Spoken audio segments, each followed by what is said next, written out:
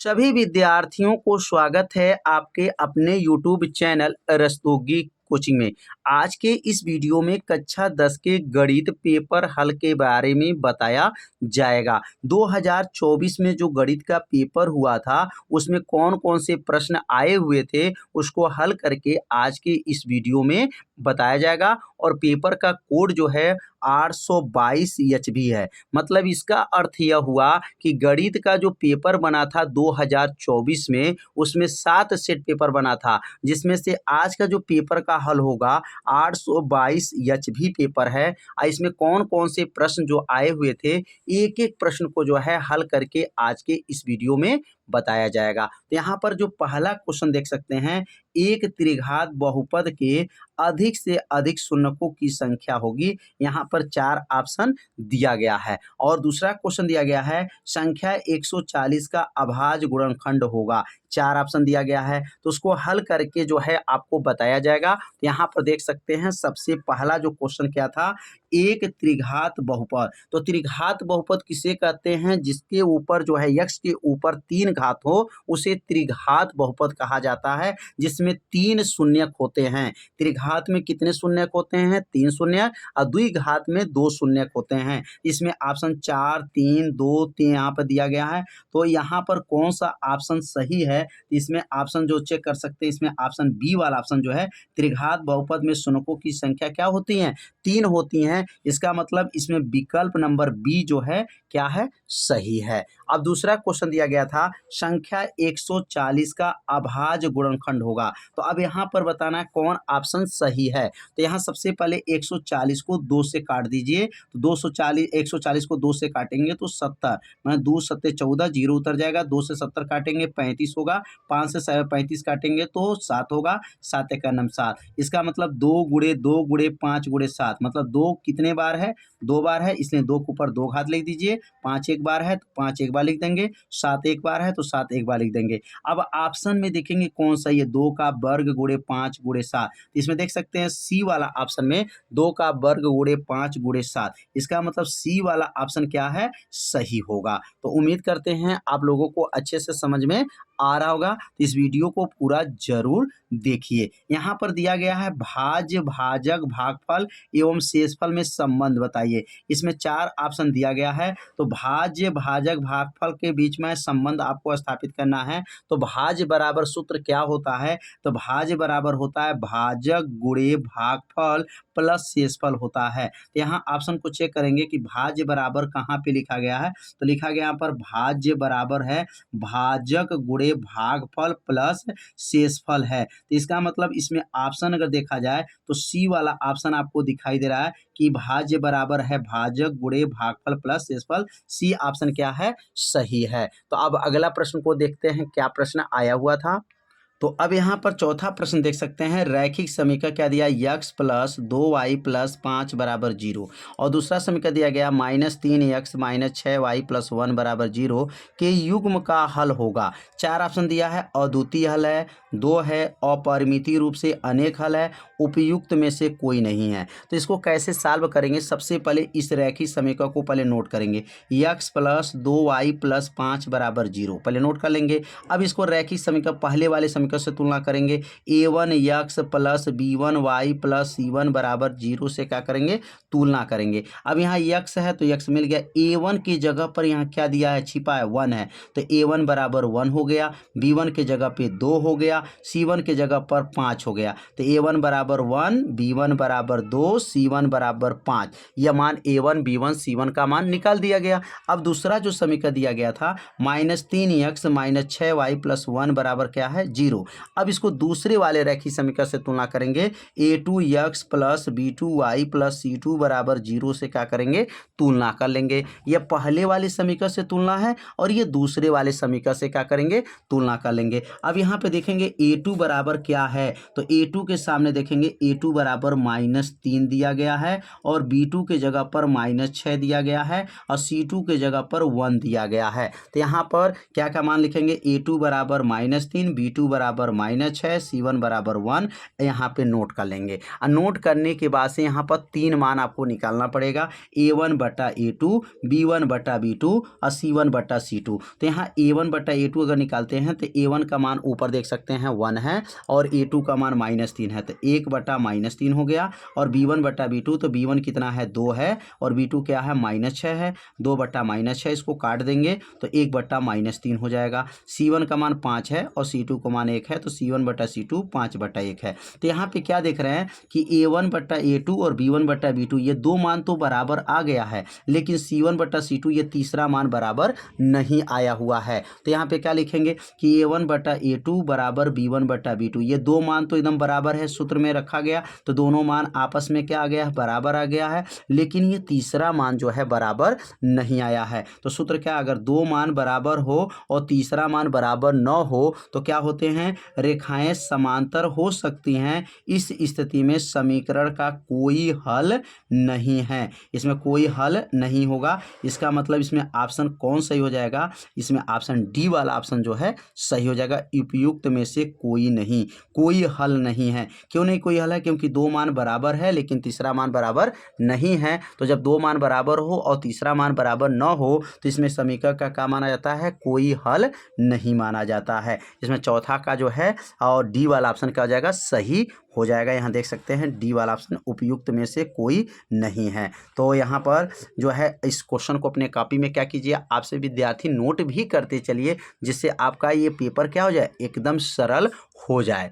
अब अगला क्वेश्चन दिया गया है, समांतर श्रेणी है, -5 है, -1 है, 3 है, 7 का सारवांतर बताना है। 4 ऑप्शन दिया गया है, इसमें आपको सारवांतर बताना है। तो सबसे पहले श्रेणी लिखेंगे -5, -1, 3, 7। सारवांतर को डी से प्रदर्शित करते हैं और सारवांतर का सूत्र क्या होता है, दूसरे वाले पद में से पहले वाले पद को क्या करते हैं, घटा देते हैं तो सारवांतर निकल जाता है। तो दूसरा पद इसमें क्या है, दूसरा पद -1 है और T1 क्या है, -5 है, तो -5 इसमें घटाएंगे, बीच में माइनस हो जाएगा, तो माइनस और माइनस मिल करके यह प्लस हो जाएगा। तो 5 प्लस में हो गया। अब 5 में से 1 को घटा दीजिए तो क्या आ गया, 4 आ गया। तो इसमें ऑप्शन देखेंगे डी वाला ऑप्शन जो देख सकते हैं सही है। सर्वांतर किस में से घटेगा, दूसरे वाले पद में से पहले वाले पद को घटाएंगे तो सर्वांतर यहाँ 4 आ गया। इसका मतलब डी वाला ऑप्शन जो है क्या है, सही है, क्योंकि डी में जो है 4 दिया गया है। अगला जो दिया गया द्विघात समीकरण ax² bx + c = 0 का विविक्तर होगा।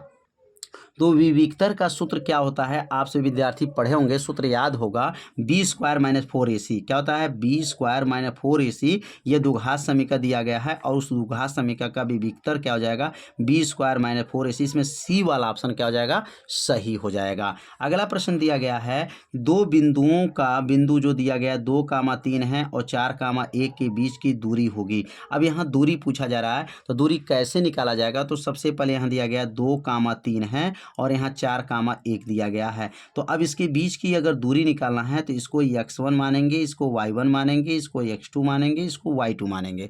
अब यह दो निर्देशांक x1 y1 x2 y2 मान लेंगे और d का सूत्र होता है √x1 - x2 का वर्ग प्लस y1 - y2 का वर्ग होता है। यह किसका सूत्र है, दूरी का सूत्र है। आपसे विद्यार्थी पढ़े भी होंगे कि दूरी का सूत्र क्या होता है। तो d बराबर x1 के जगह पे क्या दिया है, तो x1 के जगह पे 2 भरेंगे और x2 के जगह पे 4 भरेंगे, तो 2 - 4 का वर्ग हो जाएगा और 3 में से 1 को घटा दीजिए तो 3 में से 1 घटेगा तो वर्ग हो जाएगा।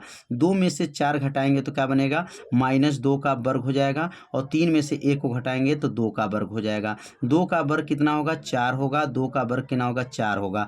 4 और 4 को जोड़ेंगे तो कितना हो जाएगा, 8 हो जाएगा। और 8 को अगर बाहर निकालेंगे, वर्गमूल उसका बाहर निकालेंगे तो 2 करने में 2 हो जाएगा, क्योंकि 2 × 2 × 2 इसको 8 को ऐसे लिख सकते हैं, अंडर रूट में 2 × 2 × 2 अगर लिख देंगे तो इसमें जोड़ा अगर लगेगा तो इसका जोड़ा लग जाएगा 2 × 2 का, तो बाहर आ गया 2, करनी में 2 आ जाएगा। इसका मतलब इसमें बी वाला ऑप्शन क्या हो जाएगा, सही हो जाएगा, 2 करनी में 2 हो जाएगा। तो उम्मीद करते हैं यह आप लोगों को अच्छे से समझ में आ रहा होगा। तो यहाँ पर हमको बीच की दूरी निकालना था, दूरी समझ में आ गया और कैसे निकाला गया।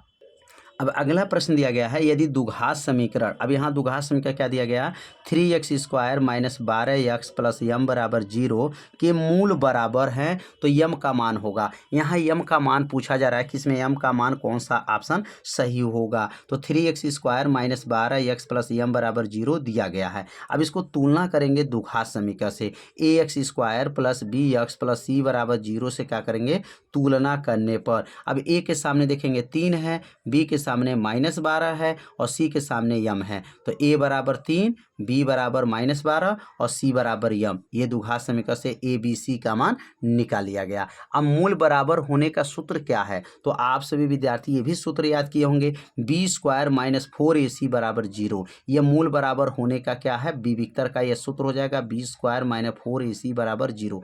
b का मान क्या दिया है, तो -12 है, तो माइनस ये 12 का वर्ग हो जाएगा, माइनस हो गया 4 हो गया, a का मान 3 है और c का मान यम है। तो यहाँ पर a का मान 3 भरेंगे, c का मान यम हो गया, बराबर 0 हो गया।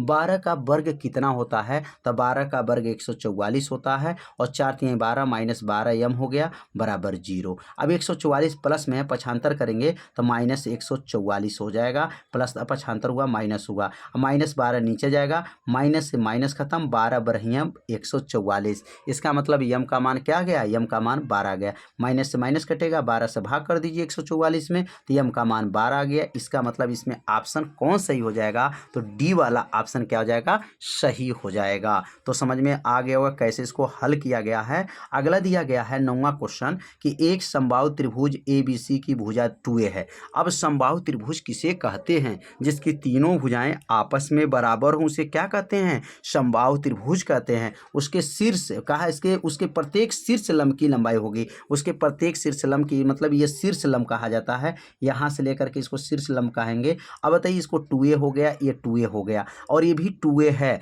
मतलब क्यों 2a है, क्योंकि समबाहु त्रिभुज है, तीनों भुजाएं आपस में क्या होंगी, बराबर होंगी। लेकिन ये मध्य बिंदु से आधा दूरी a और मध्य बिंदु से आधा दूरी a, तो मिलके a और a जोड़ेंगे तो क्या बनेगा, 2a हो गया। अब इसमें इस a शीर्ष लंब पूछा जा रहा है, तो शीर्ष लंब का मतलब होगा लंब पूछा गया, तो लंब का सूत्र क्या होता है, कर्ण का वर्ग माइनस आधार का वर्ग होता है। कर्ण कितना है, तो कर्ण इसमें देखेंगे, इस त्रिभुज में कर्ण कितना है, तो 2a है, तो इसमें लिखेंगे 2a का वर्ग हो गया, माइनस हो गया, इसमें आधार कितना है, तो आधार a, क्योंकि यह आधे त्रिभुज का हमको प्रयोग करना है। तो शीर्ष लंब जब निकालेंगे तो ये आधे त्रिभुज, कोई दोनों में से कोई एक त्रिभुज का आपको प्रयोग करना पड़ेगा। तो 2 का वर्ग करेंगे तो क्या बनेगा, 4a का स्क्वायर हो जाएगा, 2a का स्क्वायर 4 स्क्वायर हो जाएगा, a का वर्ग हो गया। 4a स्क्वायर में से एक a स्क्वायर घटा दीजिए तो क्या बचेगा, 3a का स्क्वायर हो गया। वर्ग से इसका कर्णी हट जाएगा, तो वर्ग से इसका कर्णी जब हट जाएगा तो बाहर आ जाएगा a कर्णी में 3। अब a कर्णी में 3, सी वाला ऑप्शन देख सकते हैं, a कर्णी में 3, यह ऑप्शन क्या हो जाएगा, सही हो जाएगा। तो कैसे निकाला गया, आधे त्रिभुज का ही प्रयोग करना है। यह लंब है, यह आधार है और यह कर्ण है। इसमें लंब निकालना था तो लंब का सूत्र लागू कर दीजिए पाइथागोरस प्रमेय के अनुसार, तो क्या आ गया, a कर्णी में 3, सी वाला ऑप्शन सही है। अब अगला क्वेश्चन दिया गया है, निम्नलिखित सारणी का माध्य होगा। इसमें माध्य निकालना है, माध्य मतलब समांतर माध्य। क्या दिया गया, वर्ग अंतराल 1 से 3, 3 से 5, 5 से 7, 7 से 9, 9 से 11, 3 2 4 2 3 दिया गया है। इसमें ऑप्शन दिया गया, कौन ऑप्शन सही है। तो माध्य कैसे निकाला जाता है, सबसे पहले वर्ग अंतराल लिखते हैं, उसका मध्यमान करेंगे, बारंबारता हुआ और fx हुआ। वर्ग अंतराल कहाँ से, 1 से 3, 3 से 5, 5 से 7, 7 से 9, 9 से 11, यहाँ नोट करेंगे, 1 से 3, 3 से 5, 5 से 7, 7 से 9, 9 से 11, और उसका मध्यमान दोनों जोड़ के आधा, 1 और 3 जोड़ेंगे तो क्या होगा, 4 और 4 का आधा 2, 3 5 8, 8 का आधा 4, 7 5 12, 12 का आधा 6, 7 9 16, 16 का आधा 8 हो जाएगा, और 9 11 जोड़ेंगे तो क्या आ जाएगा, 20, 20 का आधा 10। यह मध्यमान का मतलब दोनों के जोड़ के आधा लिखा जाता है, और ये बारंबारता दिया गया है, 3 2 4 2 3 दिया गया है। अब इसका f और x को गुणा करेंगे, मध्यमान का गुणा बारंबारता में होगा, 2 तिहाई 6 होगा, 4 दूनी 8 होगा, 6 चौको 24 होगा, 8 दूना 16 हो गया, 10 तिहाई 30 हो गया। सबको जोड़ेंगे तो कितना उत्तर आएगा, 84 आ जाएगा, और बारंबारता को जोड़ेंगे तो 14 आ गया। और समांतर माध्य का सूत्र क्या होता है, तो यहाँ पर सिग्मा fx बटा सिग्मा f होता है, मतलब fx वाला जोड़ और f वाला जोड़ से भाग कर देते हैं तो समांतर माध्य निकल जाता है। तो यहाँ सिग्मा fx का मान कितना है, 84 लिख देंगे और एफ वाला मान का मान 14 आ गया। 14 में 84 का भाग कर दीजिए, कितने 14 चौको 14 छक्के क्या ना जाएगा 84 हो जाएगा। इसका मतलब 6 बार में जो है भाग गया है। इसका मतलब इसमें ऑप्शन जो है डी वाला ऑप्शन क्या हो जाएगा, सही हो जाएगा। तो समझ में आ गया होगा कि यह सिग्मा एफ एक्स का मान 84 का है। इसको गुणा करके सबको जोड़ना था तो 84 आया और एफ वाला मान 14 आया। 14 से भाग किए, 6 बार में यह भाग गया। अब अगला क्वेश्चन दिया है साइन 29 और काश 63 का मान होगा। अब देखिए ये ऐसे क्वेश्चन बोर्ड में नहीं पूछा जाएगा, लेकिन ये प्रश्न ऐसे प्रश्न आ चुका है क्योंकि 90 माइनस थीटा वाला क्वेश्चन बोर्ड से हटा दिया गया है। तो यहाँ साइन 29 है, काश 63 है। अब यहाँ पर 90 में क्या घटा दें 27 हो जाए, तो देखिए नीचे 63 दिया हुआ है, किसी एक को बदला जाता है। तो यहाँ क्या लिखेंगे, साइन उतर गया, 90 में से 63 घटाएंगे तो क्या बनेगा 27 होगा। तो ये नीचे वाला मान ऊपर समझिए घटता है 90 में से, तो साइन 90 माइनस 63 हो गया। और ये सूत्र होता है साइन 90 माइनस थीटा क्या बनता है, काश थीटा बनता है। इसी तरह यहाँ साइन 90 माइनस 63 तो क्या बनेगा, काश 63 होगा, क्योंकि ये थीटा है तो थीटा बनेगा और यहाँ 63 है तो 63 बनेगा। तो काश 63 बटा काश 63 हो गया, दोनों कट जाएगा, उत्तर क्या आ गया, 1 आ गया। अब इन दोनों में से कोई एक को बदलना रहता है, आप साइन को बदलिए या काश को बदलिए, जिसमें से आप बदलना चाहें बदल सकते हैं। अगर साइन को बदलेंगे तो 63 घटेगा, काश को बदलेंगे तो 90 में से 27 घटाया जाएगा। और दोनों का सूत्र आपको याद रखना पड़ेगा, तब साइन का है तो साइन का सूत्र काश होता है और काश का सूत्र साइन होता है। तो ये सूत्र को समझ में आ गया होगा कि 90 में से 63 घटाएंगे तो 27 होगा और ये सूत्र बना sine 90 minus theta cos theta हो गया, कट गया, उत्तर आ गया 1। तो यह विकल्प कौन सा हो जाएगा, ए वाला ऑप्शन जो है सही हो जाएगा। अगला क्वेश्चन दिया गया 12, यदि काश ए बराबर करनी में 3/2 हो तो साइन 2a का मान होगा। 4 ऑप्शन दिया है।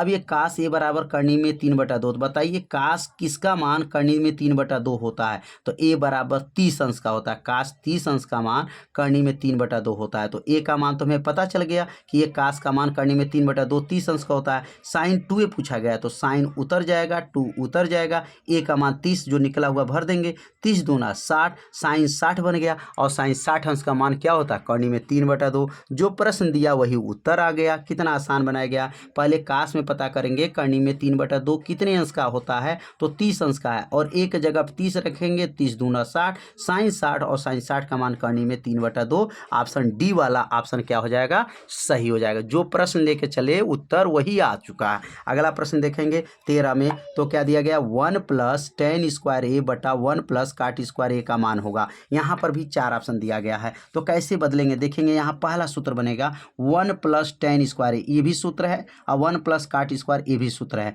तो 1 + tan स्क्वायर किसका सूत्र होता है, ये सेक स्क्वायर का होता है। अब 1 + काट स्क्वायर किसका होता है, कोसेक स्क्वायर का होता है। तो यहाँ दो सूत्र आपको लागू किया गया, 1 + tan स्क्वायर सेक स्क्वायर बना और 1 + काट स्क्वायर कोसेक स्क्वायर बना। अब सेक स्क्वायर का सूत्र क्या होता है, 1/काश स्क्वायर होता है। किसका है, सेक स्क्वायर का 1/काश स्क्वायर होगा और कोसेक का 1/साइन स्क्वायर होता है। ध्यान दीजिएगा, सेक का 1/काश और कोसेक का 1/साइन होता है। जो नीचे रहता है वो सबसे ऊपर भेज देंगे तो क्या जाएगा, साइन हो जाएगा, या वहाँ 1 में गुणा कर लेंगे तो साइन स्क्वायर बटा काश स्क्वायर हो गया। अब बताइए साइन बटा काश क्या होता है, साइन बटा काश अगर मिला दें तो क्या बनता है, tan बनता है। तो साइन बटा काश ये हो गया tan स्क्वायर बन गया। इसमें ऑप्शन चेक करेंगे, डी वाला ऑप्शन क्या हो जाएगा, सही हो जाएगा, tan स्क्वायर इसमें सही हो जाएगा। कैसे हल हुआ एक बार और समझते हैं। 1 + tan स्क्वायर ये सूत्र है सेक स्क्वायर का, 1 + काट स्क्वायर ये सूत्र है कोसेक स्क्वायर का। सेक का 1/कॉस होता है, कोसेक का 1/साइन होता है। जो नीचे रहता है सबसे ऊपर जाएगा, बीच में जाएगा। साइन स्क्वायर बटा काश स्क्वायर मिलकर क्या बनेगा, tan स्क्वायर हो गया। इसमें डी वाला ऑप्शन क्या हो जाएगा,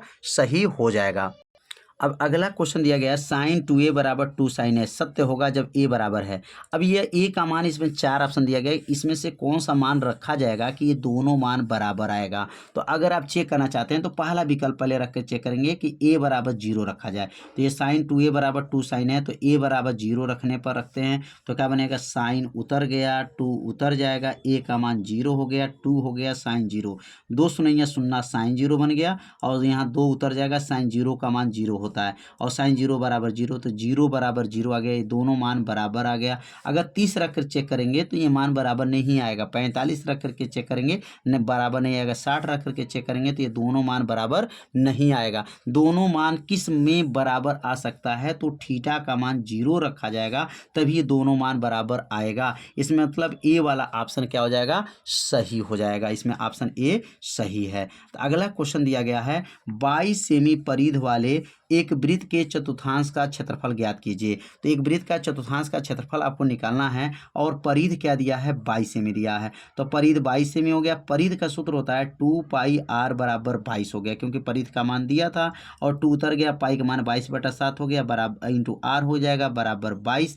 और 22 से अगर 22 को काट दें, 22 एक अन्नम 22 कट गया, 1 हो गया, 2r/7 और 7 में एक का गुणा करेंगे, 7 एक अन्नम 7 हो जाएगा, तो 2r बराबर 7 और 2 को नीचे भेजेंगे तो r का मान त्रिज्या निकल गया 7/2। तो यहाँ पर परिध के सहायता से त्रिज्या को निकालना पड़ेगा। आज जब त्रिज्या निकल जाएगा तो वृत्त का जो है चतुर्थांश, चतुर्थांश का मतलब वृत्त का चौथा हिस्सा, वृत्त का क्षेत्रफल का चौथा हिस्सा को ही चतुर्थांश कहा जाता है। तो वृत्त का क्षेत्रफल का सूत्र क्या होता है, पाई r स्क्वायर होता है, लेकिन ये चतुर्थांश पूछा गया है इसलिए 1/4 हो जाएगा। समझ में आ गया होगा 1/4 क्यों लगा, क्योंकि चतुर्थांश मतलब चौथा हिस्सा। 1/4 पाई r स्क्वायर हो गया, 1/4 हो गया, पाई का मान 22/7 हो गया और r का मान जो निकाला गया है त्रिज्या परिध के सहायता से वो यहाँ पर रख देंगे 7/2 गुणे 7/2। यहाँ 2 बार क्यों लिखे हैं, क्योंकि वर्ग है, 1/4 उतर गया, पाई का मान 22/7 हो गया, 7/2 गुणे 7/2,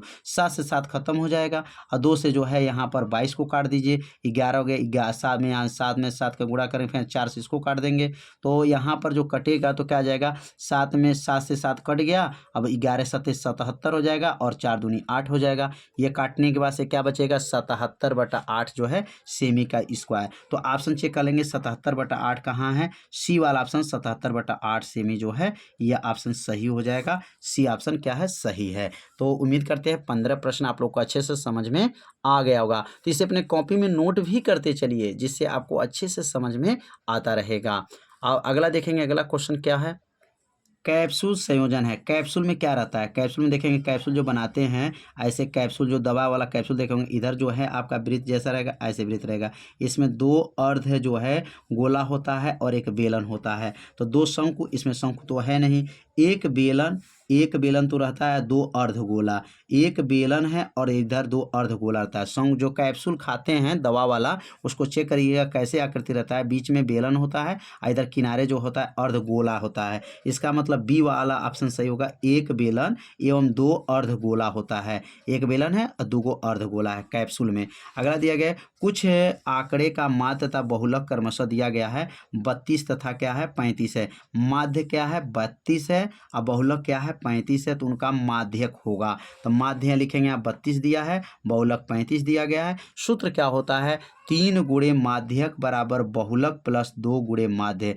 अब इसी सूत्र में मान भरेंगे, 3 उतर गया, माध्यक उतर जाएगा, बहुलक 35 है, 2 उतर गया, अब माध्य जो है 32 है, 35 को उतार देंगे और 32 दूना क्या हो जाएगा 64 हो जाएगा, दोनों को जोड़ेंगे 99 होगा और 3 को नीचे भेजेंगे, 99 को 3 से काट देंगे, माध्यक 33 आ गया। इसका मतलब डी वाला ऑप्शन क्या हो जाएगा, सही हो जाएगा। सूत्र को याद रखिएगा, 3 गुणे माध्यक बराबर बहुलक प्लस 2 गुणे माध्य सूत्र होता है।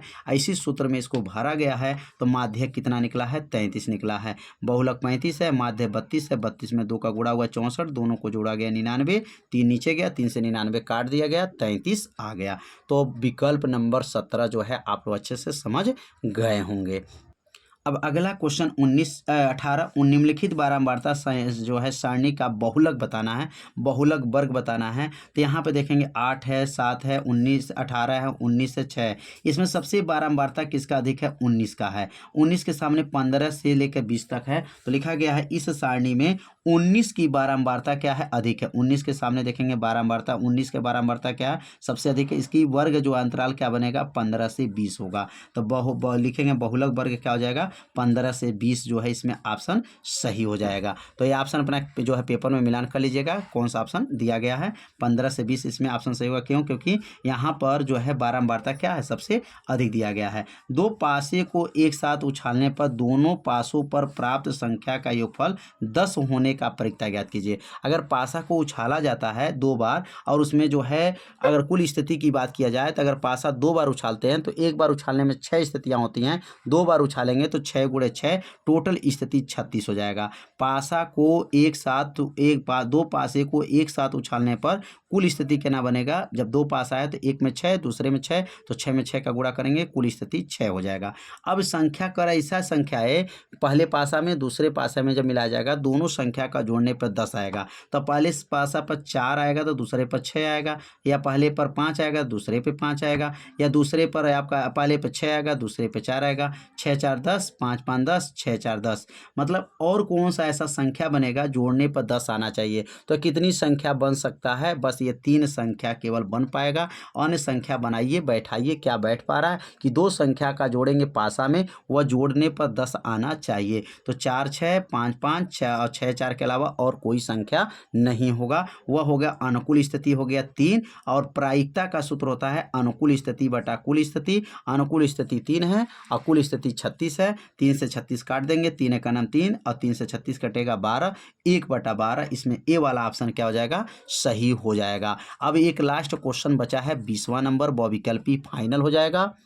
अब एक पासे को एक बार फेंकने पर सम संख्या, अब सम संख्या जब कौन कौन आता है तो अगर एक पासे को उछालने पर कुल स्थिति कितनी होती है, 6 होती हैं। अगर एक पासा को उछालेंगे तो 6 संख्या से ज़्यादा संख्या नहीं आता है।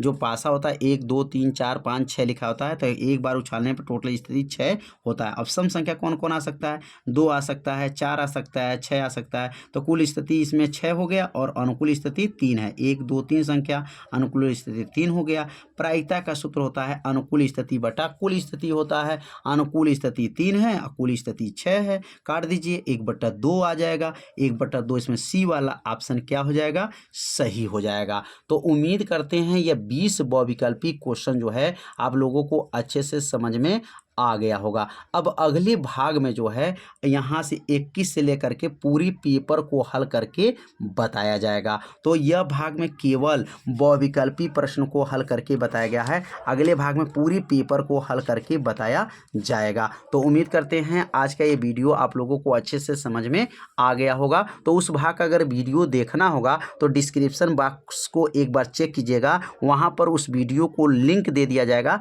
21 से लेकर के आगे के सभी प्रश्नों को हल करके बताया जाएगा। मिलते हैं अब अगले भाग में, तब तक के लिए सभी विद्यार्थियों को नमस्कार।